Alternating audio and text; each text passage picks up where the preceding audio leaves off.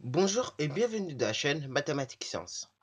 Aujourd'hui, je vais vous présenter et expliquer une vidéo qui est une vidéo exercice sur comment donner l'écriture décimale d'une fraction. Alors d'ailleurs, si tu n'as pas vu la vidéo leçon en nombre de calcul sur comment tout simplement donner l'écriture, associer un quotient avec une fraction et repérer une fraction sur une demi-droite, surtout tu peux aller la voir. Et donc, elle est dans la playlist nombre et calcul de 5e mathématiques, bien évidemment. Bon, cela dit, on peut le rappeler, comment fait-on pour donner l'écriture décimale d'une fraction? C'est très simple. Et ben, on divise le nombre du haut qui est le numérateur. Donc on peut d'ailleurs le noter, hein. Le nombre du haut s'appellera et s'appelle le numérateur, ok? Numérateur.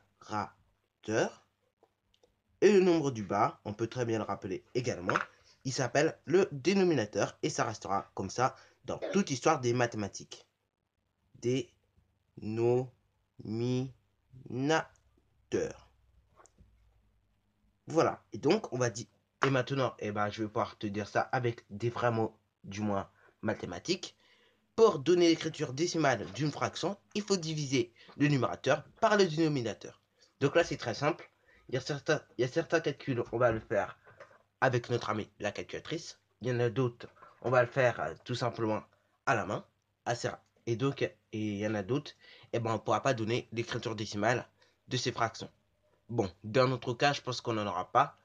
Enfin bon, mais on verra bien que dans certains... Mais on va voir quand même que dans certains cas, on peut pas donner l'écriture décimale d'une fraction. Et donc là, on va être obligé de faire quelque chose d'assez conséquent. Bon, alors un demi, c'est facile. Donc, on va diviser, pour donner son écriture décimale, on va diviser 1 par 2 et on obtient du coup 0,5. Pour 64 dixièmes, là encore une fois, c'est pas très difficile. On divise 64 par 10, ok? Ce qui revient du coup à, à multiplier pardon, par 0,1. Et donc ça nous donne comme résultat 6,4. Donc là, ça te fait rappeler les fractions décimales en classe de 6e. Là, justement, on te faisait écrire sous forme d'une fraction décimale. Bon, 647 sur 5, 647 cinquièmes, pardon, on peut le faire éventuellement à la calculatrice. Si tu as envie de le faire à la main, on peut très bien le faire. C'est pas interdit. Et bon, c'est toujours mieux d'ailleurs de le faire à la main. Mais là, on peut également le faire à la calculatrice. Donc, on tape ceci, 647 divisé par 5.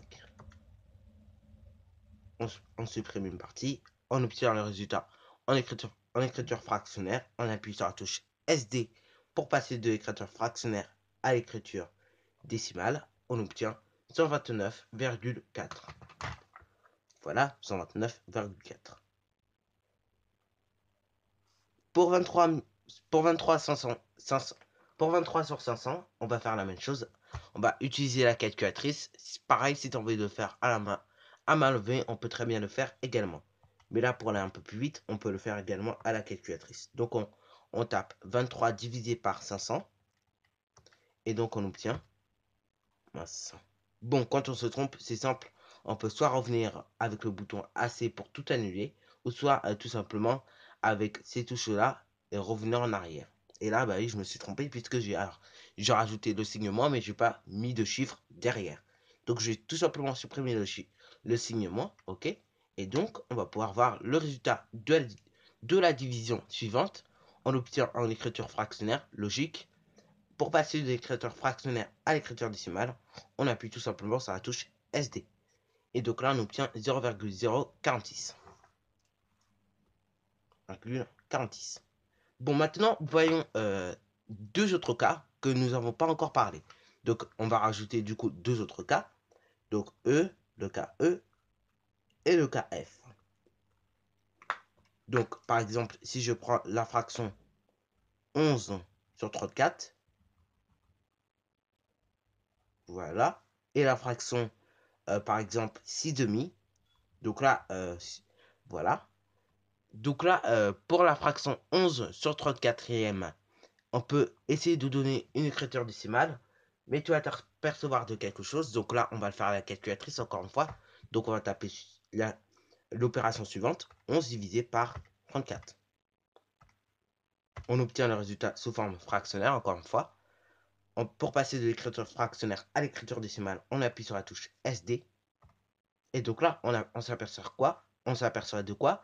Qu'il y a en fait toute une suite de nombres. Donc on obtient 0,32, 3, 5, 2, 9, 4, 1, 1, 8. Ok, donc là, on peut donner une valeur approchée, ok, de ce quotient. Donc là, au lieu de mettre le signe égal, comme tu as pu le constater dans toutes tes fractions, là, on va mettre le signe environ, égal à environ, ok, environ, le signe environ. Et donc là, on va mettre tout simplement, on va mettre 0,32, ok.